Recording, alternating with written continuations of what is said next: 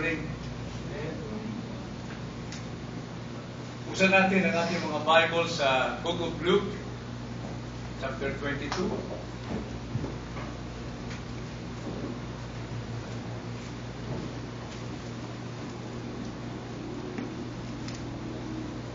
Aklat ng Lucas, kabanatang 22. At babasahin natin ang mga talatang magsisimula sa 24. Luke chapter 22 verses 24 and the following.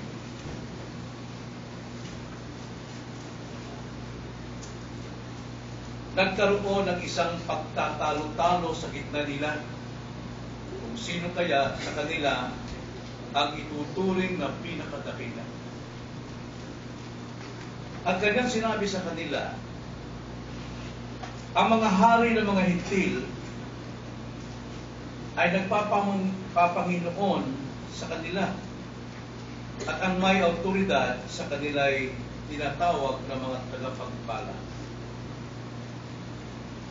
Subalit sa inyo'y hindi gayon. Sa halip, ang pinakadakila sa inyo ang maging pinakabata at ang pinuno ang siyang naglilingkod. Sapagkat alin ang higit na dakila? Ang nakaupo ba sa hapag o ang naglilingkod? Hindi ba ang nakaupo sa hapag? Subalit ako'y kasama ninyo na gaya ng isang naglilingkod. Kayo'y yaong patuloy na kasama ko sa mga pagsubok sa akin. At inilalaan ko sa inyo kung paano ang Ama ay naglaan para sa akin ng isang kaharian, upang kayo'y kumain at uminom sa aking hapag sa kaharian ko, at kayo'y umupo sa mga trono na hinuhukuman ang 12 lipig ni Israel. Simon, narito, hiningi ni Satanas na ligligin kayo gaya ng trigo. Subalit ako ay nananalangin para sa inyo upang ang inyong pananampalataya ay huwag mawala.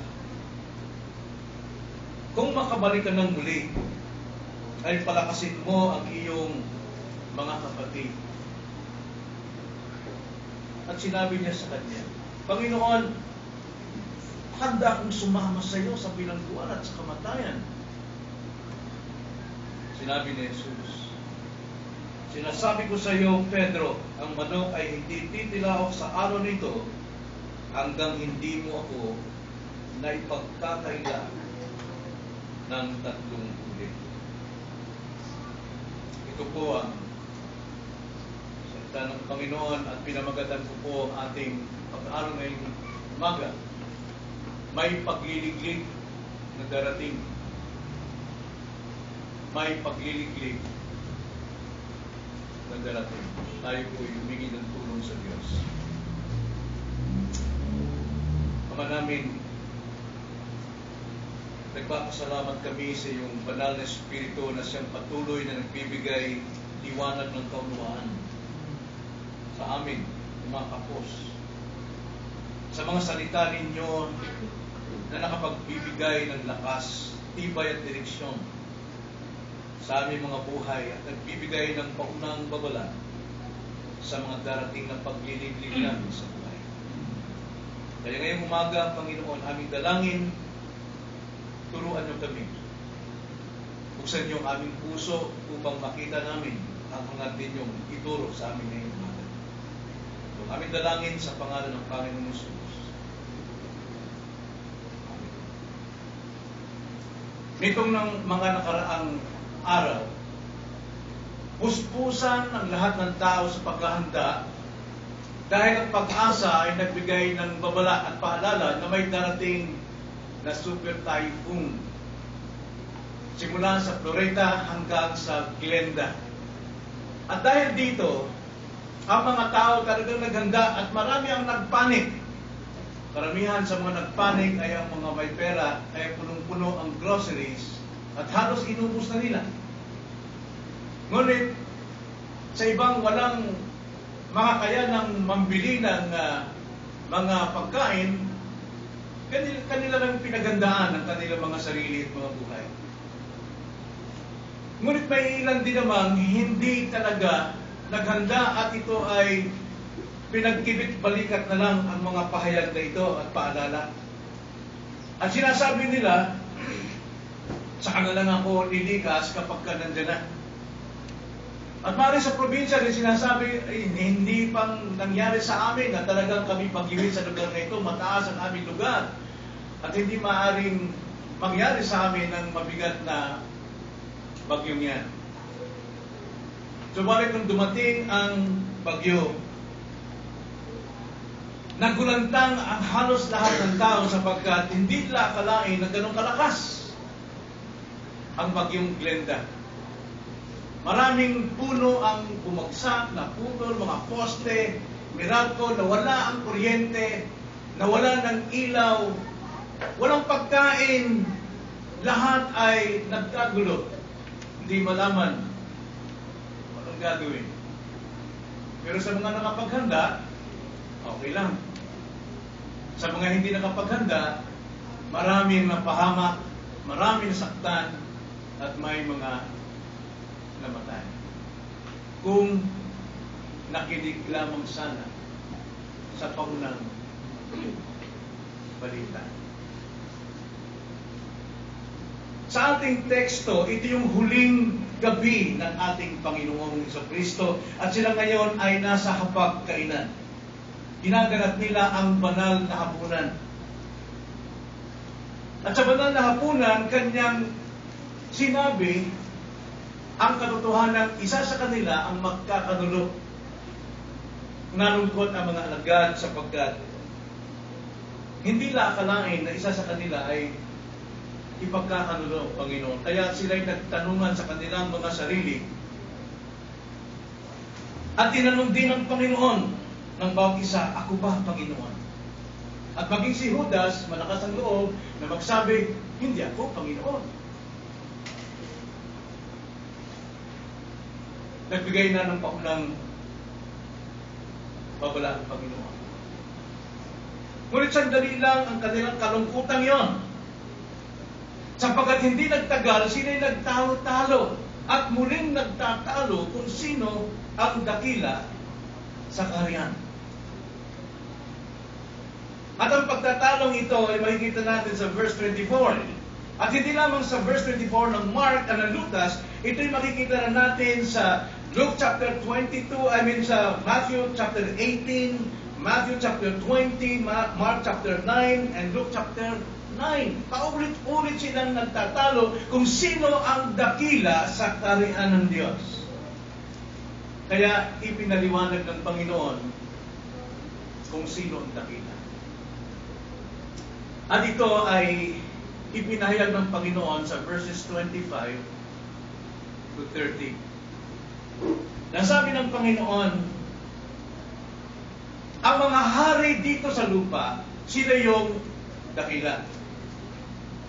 At ang mga may otoridad, sila yung tumatanggap ng kredito. O sila yung tumatanggap ng magandang pagpapala o papuri. Ngunit sa inyo, hindi gayon. Hindi dapat ganoon pagdating sa kaharian. Sapagkat sa kaharian, kung sino yung pinakamataas, ang siyang maglilingkod. Na context, mga kapatid, ang bahaging ito ay sinulat ng 4 na manunulat. Matthew, Mark, Luke, at sa John. At sa John, alam natin ang pangyayaring ito. Nung magtanong itong mga tao kung sino ang dakila, ang Panginoon ay naghubad ng kanyang panlabas na baro at pinikis niya ito sa kanyang baywang, kumuha siya ng tuwalya at isa-isa niyang hinugasan ang paa ng kanyang mga lagad. At ang sabi ng Panginoon, sa kaharian, ang pinakadakila ang siyang dapat maglingkod.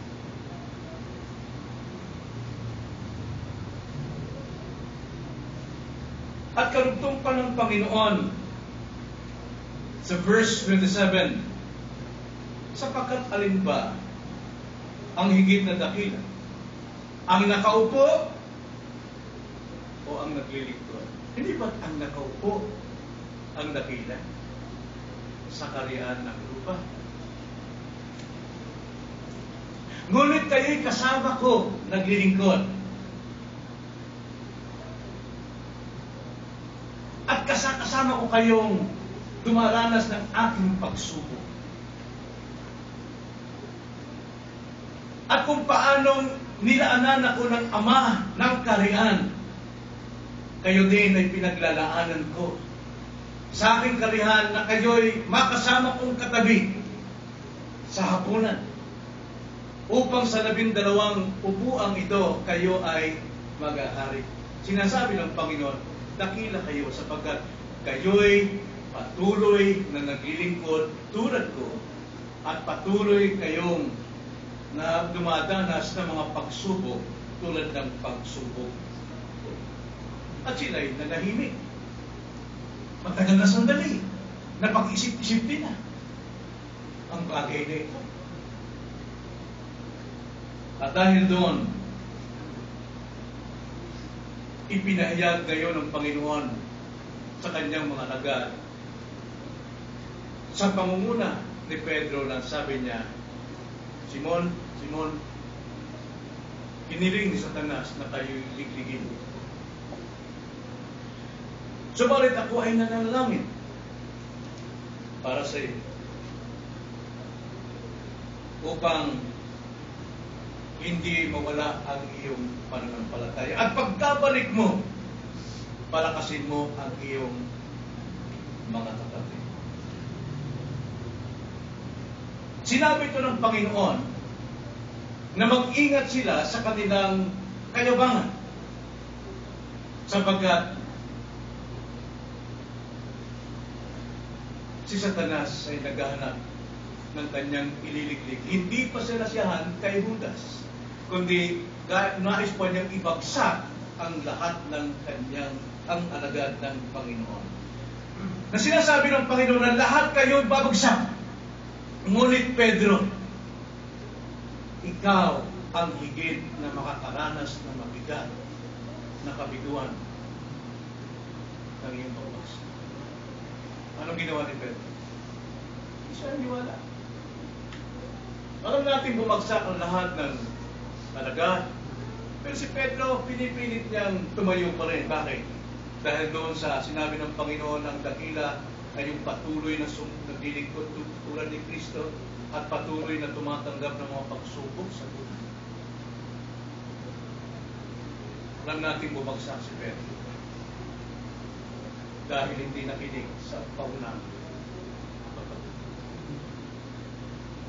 Kaya sa sinabing ito ni Jesus kay Pedro, ang Panginoon ay nagbigay siya ng isang maliwanag na daan kung papaanong maiwasan ni Pedro ang mabigat na pagkahulog sa tiyak na pagliliglig. Ngunit, hindi ito binigyang pansin ni Pedro. Ngunit sa atin bilang mga Kristiyano at narito mga mananampalataya, maaari tayong magtagumpay at tumayong matatag pagdating sa mga pagsubok natin sa buhay. Paano? Dalawang paraan ang makikita natin dito. Una, magtiwala sa salita ng Panginoon. Magtiwala sa salita ng Panginoon. Ang salita ng Panginoon ay laging nagpapauna kung ano ang mangyayari sa ating mga buhay. Verse 31. Simon, Simon, narito hiningi ni Satanas na ligligin kayo gaya ng trigo. Pinagpauna na ng Panginoon na lahat kayo ay liligligin ni Satanas tulad ng trigo. Kaya pinapakita rito ng Panginoon kay Pedro at sa ating lahat, may pagliliglig na darating. May pagliliglig na darating at ang pagliliglig ay magmumula kay Satanas para sa lahat. Ngunit may intervention ang Panginoon. Kaya ang sabi nga ni Pablo sa kanyang sulat sa 1 Corinthians 10:13, sa lahat ng mga Kristiyanong dumanas ng mga pagsubok at daranas pa lamang ng pagsubok, dapat maging maingat na kayo at huwag magsisihan. Bakit? Ang sabi sa 1 Corinthians 10:13, walang tukso o walang pagsubok na dumating sa inyo na hindi karaniwan sa tao. Subalit, tapat ang Diyos na hindi niya ipapahintulot na kayo'y tuksuhin ng higit sa inyong makakaya, kundi kalakip din ng tukso ay naglalaan ng pag-iwas upang ito'y inyong makakayanang iksin. Ito ang sabi ni Pedro, ni Pablo, sa mga Kristiyano. Hindi kayo bibigyan ng pagsubok na hindi nyo kaya. At kung hindi nyo makakayanan, alam natin si Jesus ang namamagitan. At siya rin magbibigay sa atin ng daan kung paano natin maiwasan ang masakit na pagbagsak. Sapagkat may paunang salita ang Panginoon sa buhay natin. Para sinabi ng Panginoon, ito yung sinasabi ko sa iyo, Pedro, na darating si Satanas upang ligligin ka. Paniwalaan mo itong sinasabi ko sa iyo. Huwag ka maging kampante. Huwag tayo maging kampante.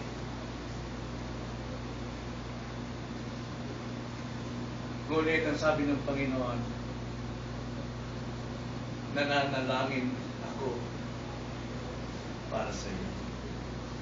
Napakalinaw po ang sinabi ng Panginoon. Kung nanalangin ang Panginoon para kay Pedro, ibig sabihin, ipinapahintulot ng Panginoon ang pagliliglig sa buhay ni Pedro.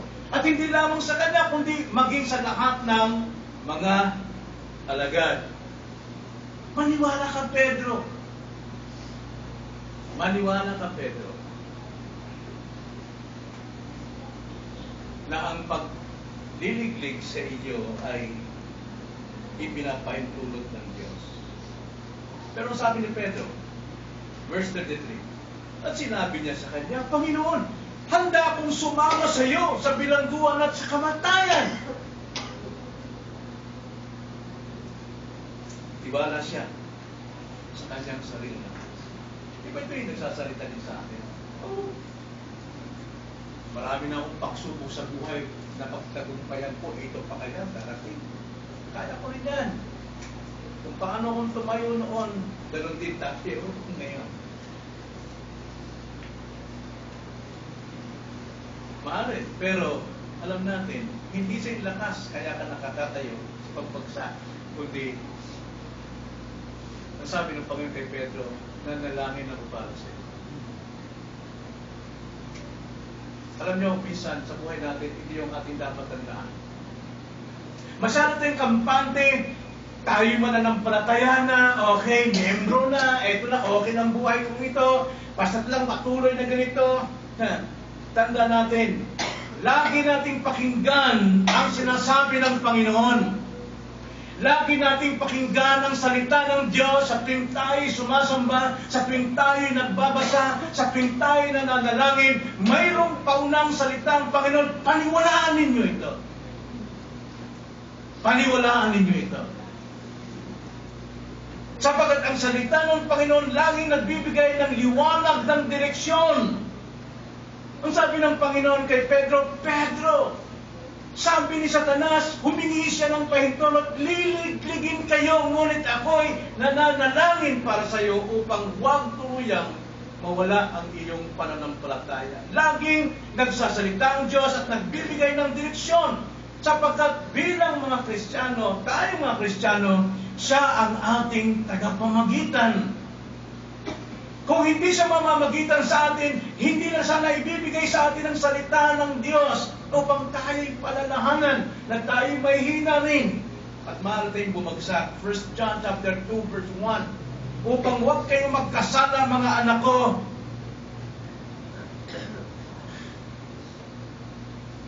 Isinusulat kong bagay nito. Ngunit kung kayo'y magkasala, mayroon kayong tagapagtanggol. Walang iba kundi ang Panginoong Kristo.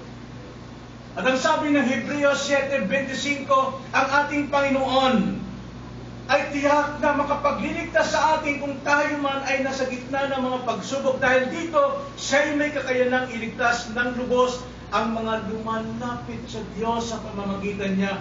Yamang lagi siyang nabubuhay upang mamagitan para sa atin. Tanda natin ito.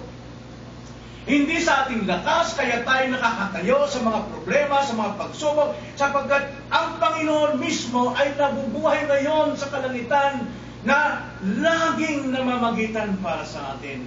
Tanda natin ito, mga kapatid, hindi tayo nabubuhay sa ating sarili.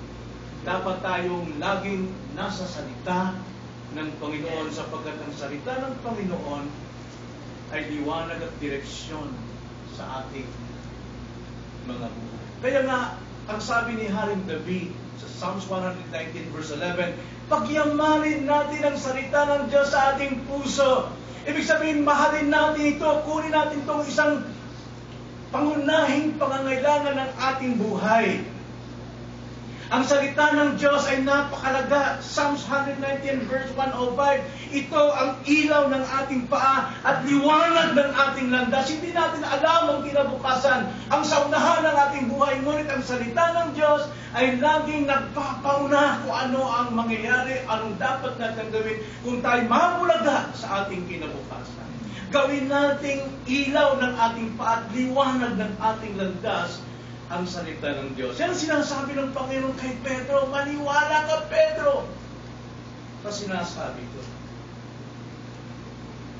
Kaya nga sabi ng Diyos kay Joshua, nung mamatay si Moises, sapagkat buong Israel, ang tingin nila kay Moises, siya yung liwanag, siya yung gabay sa kanila. Kung wala si Moises, paano tayo mabubuhay? Hindi natin alam ang direksyon. Hindi pa tayo nakakapasok sa lupang pangako. Kaya sabi ng Panginoon kay Joshua, Joshua, magpakatapang ka, magpakatatag ka, huwag mong ihiwalay ang aklat ng kautosang ito upang ito yung bulay-bulayin araw at gabi upang lahat ng iyong gagawin, lahat ng inyong papasukin, lahat ng makakarap ninyo ay magkakaroon kayo ng tamang desisyon sang-ayon sa kautosan ito at kayo'y magtatagumpay.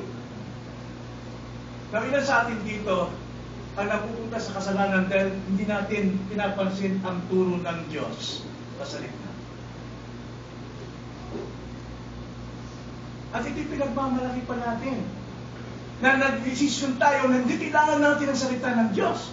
Matalino ako, may pinag-aralan ko, dito ako dapat tumindig sa aking pinag-aralan. Kaya gagawin ko, mag-desisyon ako, ano man ang gusto ko yung desisyon. Maaaring nangyari, kayabangan, mula sa kayabangan, pero ang sabi ng Panginoon,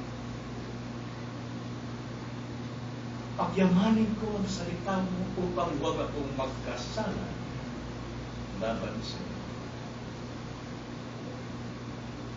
So, unang pahiwatig dito ng Panginoon na nagbibigay siya ng liwanag ng daan kay Pedro, magtiwala ka sa salita ng Panginoon. Yun ang kailangan natin, mga kapatid. At ikalawa,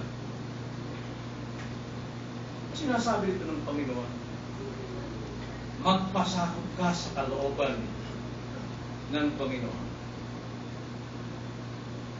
Napakalinaw po sinabi dito ng Panginoon kay Pedro, verse 32, so bakit ako ay nananalangin para sa iyo upang ang iyong pananampalataya ay huwag mawala. Kung makabalik ka ng muli, ay palakasin mo ang iyong mga pagkakas. Nakita niyo ngayon ang buhay ni Pedro na sa kamay ng Diyos. Nasa kamay na ng Panginoon. Yes, babagsak siya. At talagang bumagsak. Pero hindi siya tuluyan. Bakit? Nasa kamay ng Panginoon.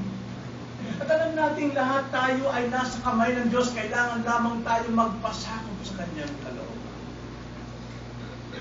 Si Pedro, makikita natin hindi siya nagpasakop dito. Hindi siya nagpasakop. Sinabi ng Panginoon kay Pedro, Pedro, babagsak ka! Babagsak ka! Yan din sinabi ni Pablo sa 1 Corinthians chapter 13 verse 10. Huwag mo sabihin nakatayo ka. Babagsak ka. Babagsak ka, Pedro. Now, alam ng Panginoon na babagsak siya, kaya naman ang Panginoon nanalangin para sa kanya. Pinahintulot ng Diyos na si Satanas, ligligin siya at higit si Pedro. Ngunit, nag-intervene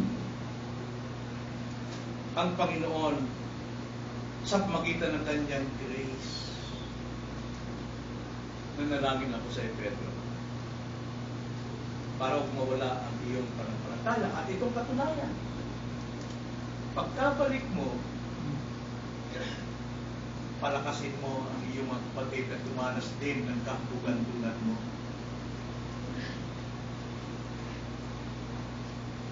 Palakasin mo ang iyong mga kapatid. Pero ang sagot ni Pedro, kung ating babasahin ang sinabi niya,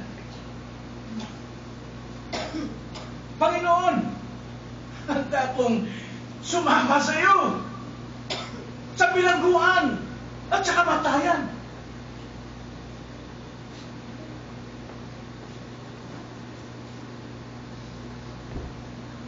Pero ating babasahin ang sulat ni Marcos. Ganito ang sabi ni Peter, Mark 14, 29 and 31. Ganito ang sabi ni Pedro. Tingnan nyo.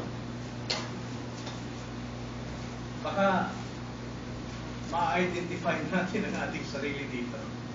Ang sabi ni Pedro, subalit sinabi sa kanya ni Pedro, kahit tumalikod man ang lahat, ako hindi. Verse 31, ngunit sinabi niya ng may diin, kung kinakailangang mamatay kong kasama mo, hindi kita ipagkakailan. At gayon din ang sinabi niya lahat. Matthew 26, 33 and 35, ganito ang sabi ni Pedro ayon sa pagkakasulat ni Mateo. Ngunit sumagot si Pedro at sinabi sa kanya, kung ang lahat man ay tumalikod dahil sa iyo, ako kailanman hindi tatalikod.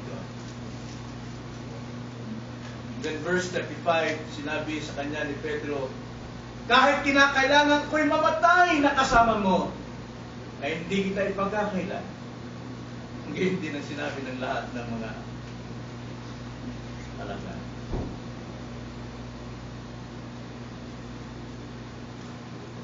Na bakit ganito sagot ni Pedro? Masabi natin ng kayabang ni Pedro. Masyado siyang tiwala sa kanyang sarili. So, dapat natin kilalanin si Pedro. Una, ganito bang sinabi ni Pedro dahil sa ambisyong dumakilan? Gusto niyang dumakilan? Dahil sinabi ng Panginoon sa verses 27 to 30 na kayo'y kasama kong patuloy na naglilingkod at kasamang daranas ng mga pagsubok. Kung kayo patuloy na daranas nito, susunod sa akin, maging sa kamatayan, dakila kayo. Ito bang dahilan kung bakit ayaw bumitiw ni Pedro ang hangad niya ay dumakila? Marahil sa ating buhay, gusto nating maglingkod dahil gusto nating dumakila. Gusto nating makilala. Babagsak ka. Pero para sa akin, kung kilala natin si Pedro, para sa akin, nasabi ito ni Pedro dahil sa kanyang pagmamahal sa Panginoon. Mahal ng Panginoon. Ayaw niyang mahiwalay sa Panginoon. Pero ito rin ang isang extreme dyan eh. ang kainitan nating maglingkod sa Panginoon, ang ating pagpupursigi ng walang pananampalatayang pagpapasakop, ito ay pride. Kaya bakit ito?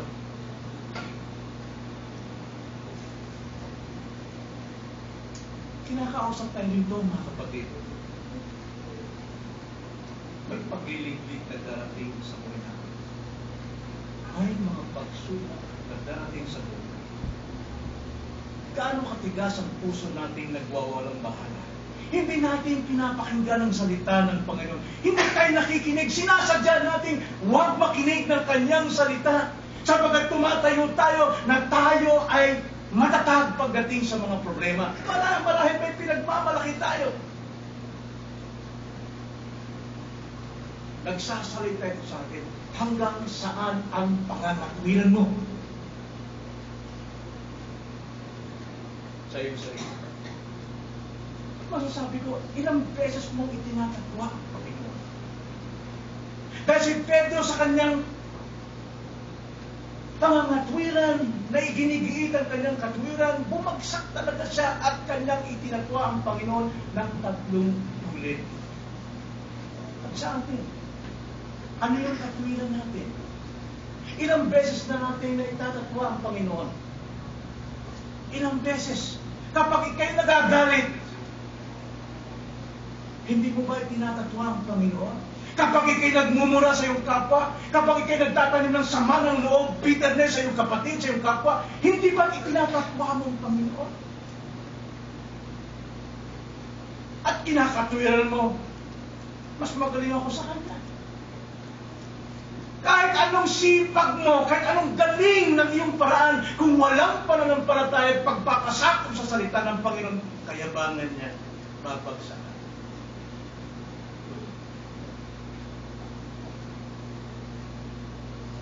Sa ating mga bisita rito, ilang beses na kayong tinatawagan ng Panginoon na magpasak kayo sa aking salita, sumampalataya sa akin upang kayo maligtas.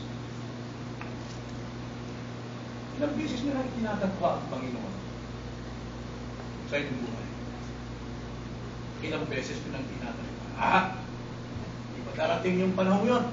Di pa ako mamamatay. Malakas pa ako, magtatrabaho muna ako. Anong silbi niyan, tuwing linggo, sasayangin mong araw na yan, sa maghapong yan.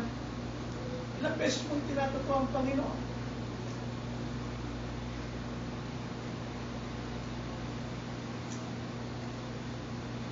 Tanda natin, may mga pagsubok na darating sa ating buhay. Dalawa lang kailangan natin. Dalawa ang liwanag na daan ay binibigay ng Panginoon. Magtiwala sa Kanyang salita, magpasakop sa Kanyang kalooban.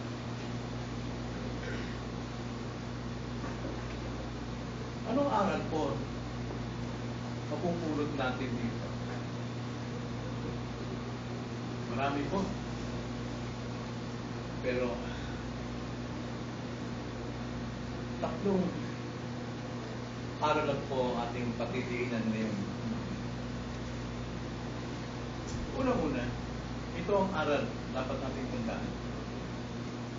Ano man ang kalagayan mo, mayaman ka man, may pinag-aralan ka man, malusog ka man, may karamdaman ka man, matanda ka man, bata ka man, hindi ka ligtas sa pagsubok. Darating at darating yan. May pagliliglig darating sa iyo. Pero salamat sa Panginoon sapagkat nauna ang salita ng Panginoon na siya'y manghihimasok sa iyong temptations, sa iyong trials. Lagi siyang nag-i-intervene, lagi siyang namamagitan. Yung napakasamat, napakadilim na plano sa Satanas sa iyo para ikaw ay ipahamak, ito ay hinahala ng Panginoon at ginagawa para sa iyong kabutihan. Sabihin ito, huwag tayong magtiwala na ganun pala ang Diyos sa buhay natin. Kundi dapat tayong magtiwala sa kanyang mga salita. Ang pagliliglig ni Satanas sa buhay natin ay para mawala ka sa pananampalataya.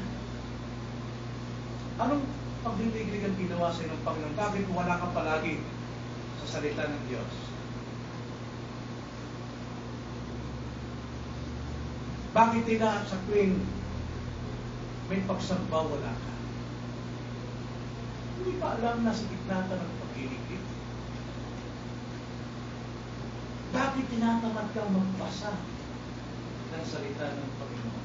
Bakit hindi ka nagpapapuna? Bakit hindi ka nagpapatuloy?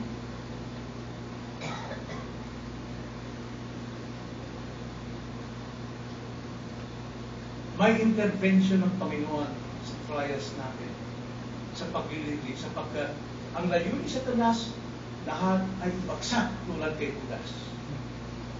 Pero dahil sa intervention ng Panginoon, ang kanyang pagliliglig ay ginawa ng Panginoong pagbibistay sa iba at sa buhay. Sa pagliliglig ng Panginoon, inaalis ang mga iba sa iyong buhay. Yung kagandahan ng intervention ng Panginoon. Lahat ng iyong pagreklamo, lahat ng iyong kawalang kontento, lahat ng iyong kayabangan, lahat ng iyong complacency, inaalis ng Panginoon upang manatiling ang isang malusog na putik ng trigo, isang matibay na mananampalataya.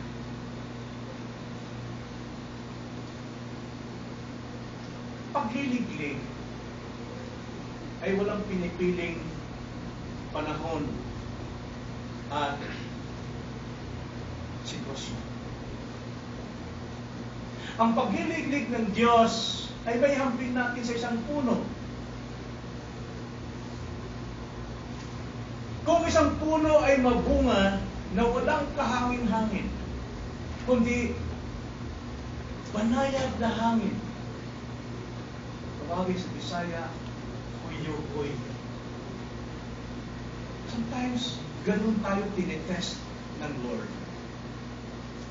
Masarap ang buhay, magandang pakiramdam, walang problema. Pero kung papansin natin, sa baba, maraming bungang umabagsak.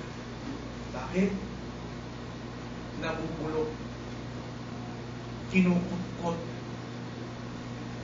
ng mga uod. Kung minsan kung masarap ang buhay natin, hindi natin nakikita na kinukutkot na ang ating pananampalataya. At yun pa yung time na tayo bumabagsak. Yun pa yung time na nalalayo tayo sa Panginoon. Nakita mo ba?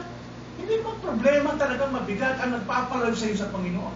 Hindi naman talagang problema mabigat ang nagpapawala ng gana sa iyo para magbasa at manalangin, makipag-usap sa Panginoon, kundi ang TV, ang cellphone, ang gadgets, masasarap na bagay.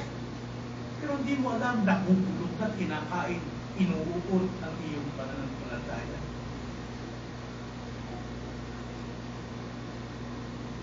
Pero tignan nyo ang puno na laging inuugoy ng malakas na hangin.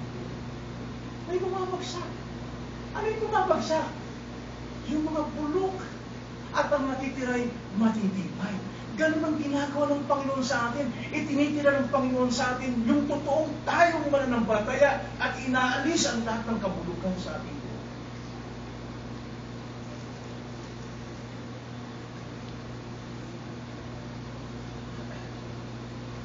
May pagliliglig na darating.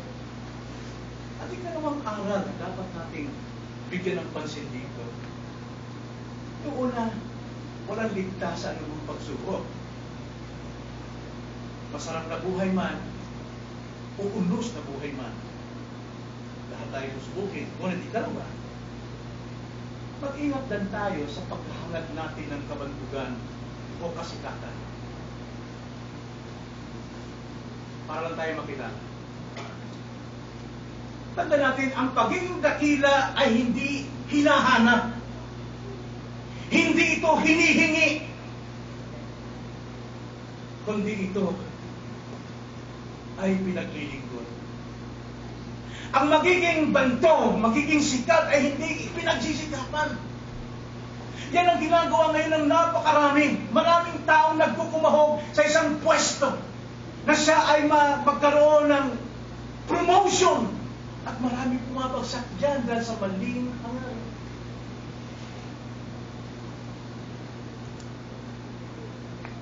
Ang sinasabi ng Panginoon, ang pagiging dahilan,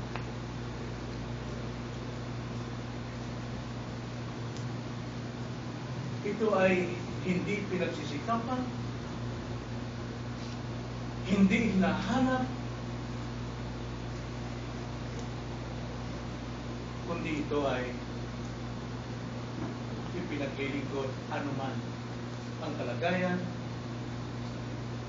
anuman ang kakayanan, anuman ang sitwasyon.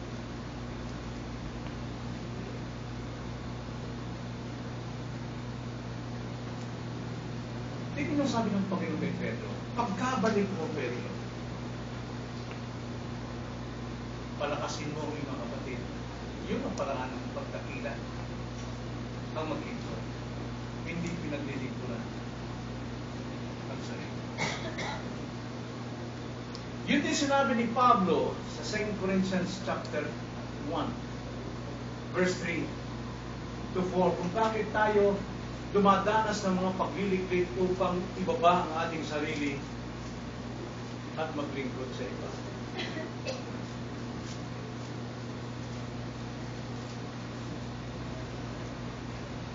Nasabi rito ni Paul sa mga Kristiyanong kanyang ino-comfort. Blessed be the God and Father of our Lord Jesus, the Christ, the Messiah. He is our merciful Father and the God of all comfort. Diyos lang po ang tagapag-alim talaga. Maraming mga tao naghanap ng kaaliwan sa material, sa pahiga-higa. Pero itong comfort is from God. Then, for who comforts us in all our suffering, so that we may be able to comfort others in all their suffering, as we ourselves are being comforted by God. Yun po yung totoong maging dakila.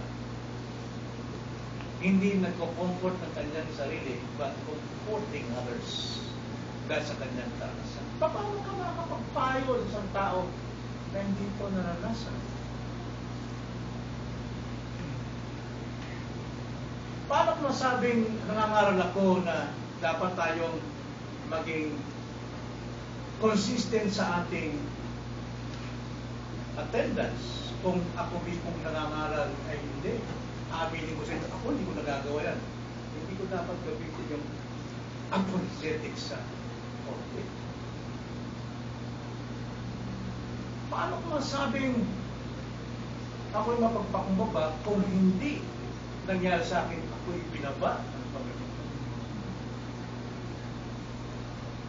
Makakapag-alin lamang tayo sa ating kapwa kung nangyayari sa ating buhay at ginagawa sa ating buhay.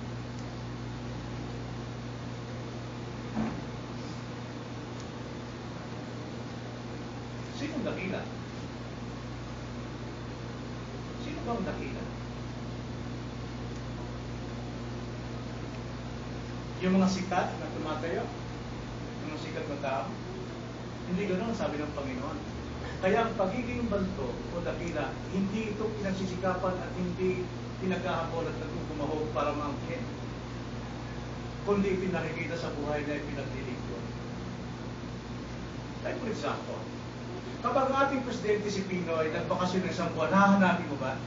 Mamimiss mo ba si Pinoy kapag siya nawala sa iyo ng isang buwan? Hindi. Pero kung ang isang garbage man nawala sa isang buwan, mamimiss mo ba siya? Yes, of course.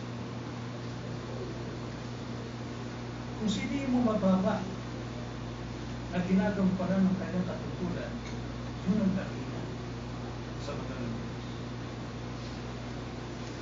Then sir, ang lingkod, huwag magpakilala ng pangalan.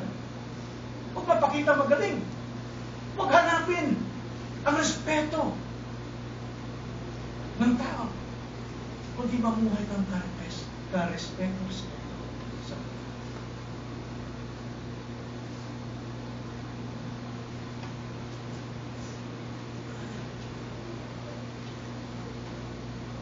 Then lastly, ang pananagumpay sa trials ay hindi nakabatay sa ating sarili. Kundi ang pananagumpay sa trials ay nakabatay sa ating pagpapalaga sa salita ng Diyos na ating napapakinggan. Laging advance ang salita ng Diyos. Ipiniprepare tayo sa matinding pagliligpit. At huwag natin itong kalimutan tulad ng isang taong tumingin sa salamin, after na tumingin sa salamin, hindi niya na alam ang kanyang sarili. Kapag tayo tumingin sa salamin ng dakilang batas at kautusan ng Panginoon, dalhin natin ito araw-araw, lagi natin tignan sa salamin ito. Sino man ang ating kausap, ano man ang sitwasyon ating kinakarap, saan man tayo tutungo, dalhin natin ang salamin ng ating buhay, walang iba kundi ang salita ng Diyos. Actually, ang panliliglig ni Satanas na may intervention ng Panginoon, hindi itong sumisira sa atin. Sapagkat ito'y ginagamit ng Diyos upang tayo patatagin. Kundi ang sumisira sa atin pagdating sa mga trials is how do we react? Paano natin siya hinaharap? Anong ugali natin kapag tayo mayroong problema? Yun ang sumisira sa atin. Sapagkat nakakalimutan natin ang salita ng Panginoon, kundi nakatingin tayo sa ating damdamin, sa ating katayuan, kung sino tayo. Ako may pangalan, ako may pinag-aralan, mas magaling ako sa iyo. Hindi mo nalaman at hindi mo natandaan ang sabi ng Panginoon, ang pinakadakila sa iyong nagiling ko, sa iyong nagpapakababa. Kapag kayo may karamdaman, sino sinisisi ninyo? Anong pinakatwiran niyo sa Diyos? Panginoon, dapat hindi nagkakasakit ang anak ko. Dapat hindi ang nagkakasakit. Kaya, pwera ka muna sa buhay ko, Panginoon.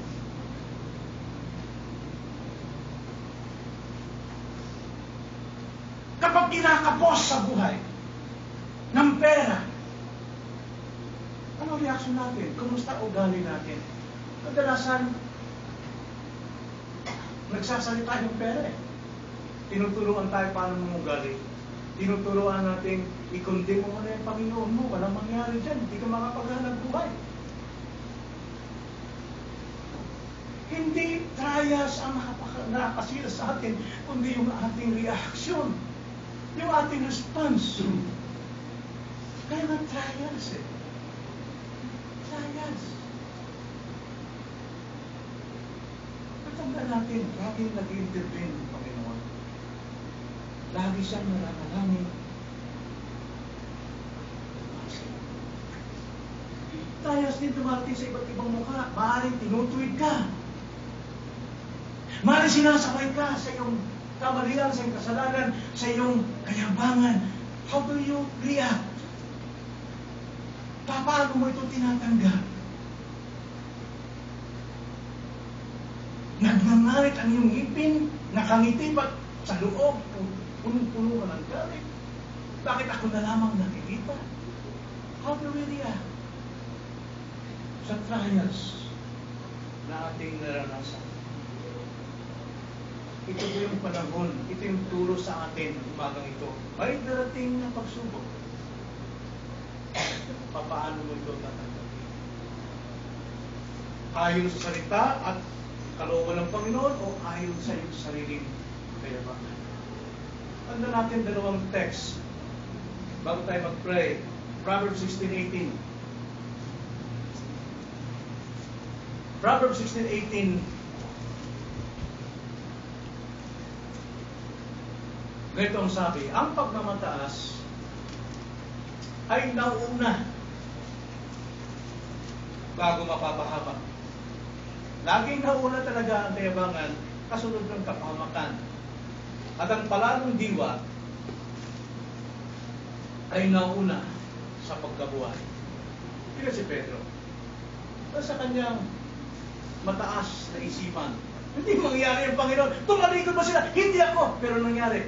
Si Pedro ang kinausap ng Panginoon at hindi ang 10 alagad, sapagkat ang mga 10 alagad ay madali silang bumagsak. Pero si Pedro, mas mabigat ang kanyang pagiging pagbagsak. Bagamat ang trials ay para sa lahat, pero ang trials na umusap in particular sa bawat individual sa atin.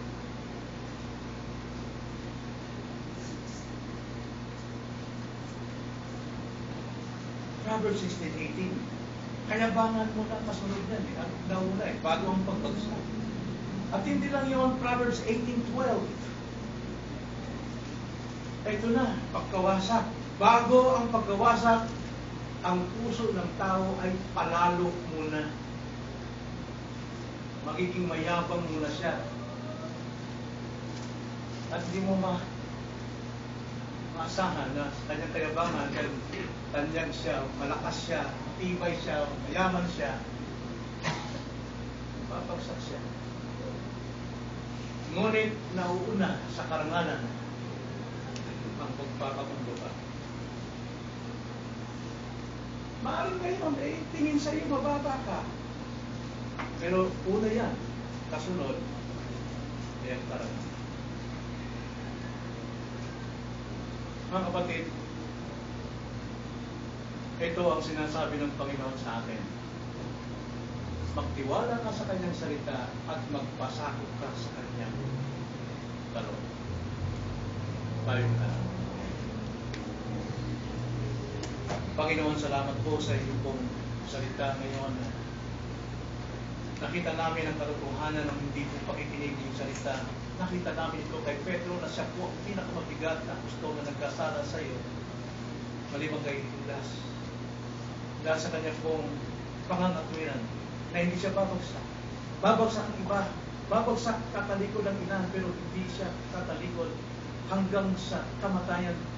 Yun ang kanyang sinabing sasama sa iyo. Ngunit, Lord, nauna-una kayabangan ito. Kasunod dito ay kanyang tugod sa pagpagsak. Dinanas niya ang matinding dalamhati dahil sa kanyang kasalanan. Tulungan niyo kami, Panginoon, na totoong may darating na mga pagsubok sa buhay.